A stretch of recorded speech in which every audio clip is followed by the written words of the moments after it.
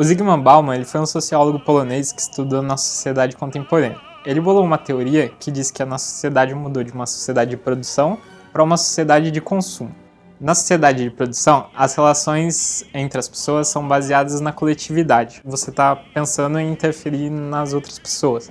E tudo isso cria um plano linear, como uma linha de produção de fábrica. A sociedade de consumo ela é baseada muito mais no individualismo. E isso faz com que as pessoas procurem cada vez mais relações leves e não todo o peso da sociedade de produção preocupada com o que as outras pessoas vão sentir. Para o Bauman, isso quer dizer que a nossa sociedade mudou de um estágio sólido para um estado líquido. Isso quer dizer que a gente rompeu com o modernismo e com o plano de carreira linear proposto por ele, fazendo assim que a gente se sinta um pouco perdido. Pelo menos eu me sinto bem confuso com relação a isso. Talvez eu não seja tão contemporâneo assim, talvez ainda tenha questões do modernismo na minha cabeça. Mas ao mesmo tempo, essa leveza e essa liberdade proposta por essas relações interpessoais e pelo individualismo, eles ficam muito na minha cabeça, que é uma coisa que parece muito atraente. Todas essas questões me fazem pensar num livro do Ítalo Calvino, 6 Propostas para o Próximo Milênio. Nesse livro ele fala muito sobre a forma do texto e o quanto ele busca leveza nessa forma. Sempre para melhorar, ele está buscando uma leveza. O Bauman e o Ítalo Calvino me fizeram pensar muito na diferença entre essas duas sociedades. A sociedade moderna sólida e a líquida pós-moderna contemporânea.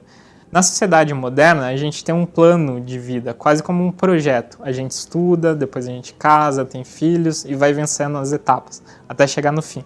Já nessa sociedade de consumo contemporânea, a gente vai vivendo experiências. Então a gente tem vontade de estudar uma coisa, depois estudar outra, sem ter um destino final. Como eu não me identifico 100% nem com essa sociedade moderna sólida, nem com essa sociedade líquida contemporânea, eu busquei uma ideia de produto para mesclar as duas coisas, tentar achar um equilíbrio entre isso, que é como eu me sinto. Para fazer isso, eu parti para uma pesquisa sobre o modernismo brasileiro, para entender como ele era e o que eu posso mudar. A principal característica dele era pegar os saberes artesanais e misturar com os saberes europeus eruditos, mesclar as duas coisas, para criar uma identidade nacional. Os produtos dessa época, eles usam bastante materiais locais, como a madeira e o couro, e as formas de produção que se tinham disponíveis.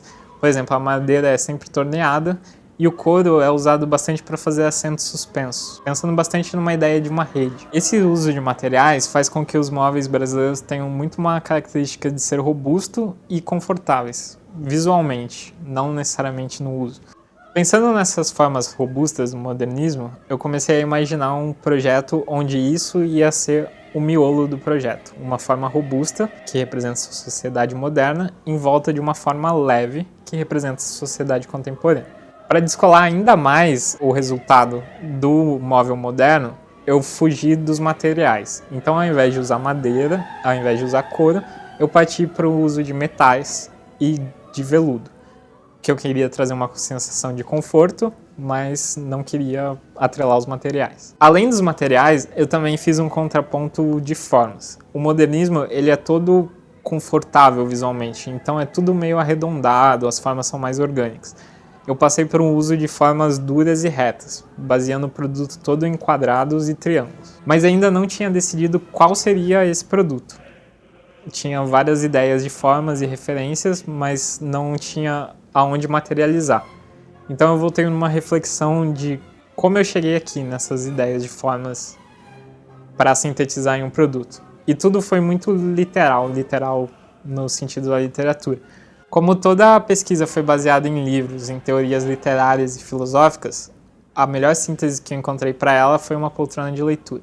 Quando eu pensei o desenho, eu concentrei todo o peso visual no assento. Fiz um assento bem robusto e visualmente duro. Para contrapor essa dureza e ficar confortável na hora de sentar, eu usei o veludo como material. Esse assento eu apoiei numa estrutura bem esguia de metal, para parecer que ele está flutuando, quase como um assento suspenso. Na lateral, eu criei um plano que abraça essa estrutura e o assento, que forma ali um braço onde você pode apoiar um livro ou um copo, quando você estiver usando. E na parte de trás tem uma pequena prateleira quase translúcida, também para você poder apoiar um livro ou uma manta. E todas essas ideias resultaram na poltrona 1.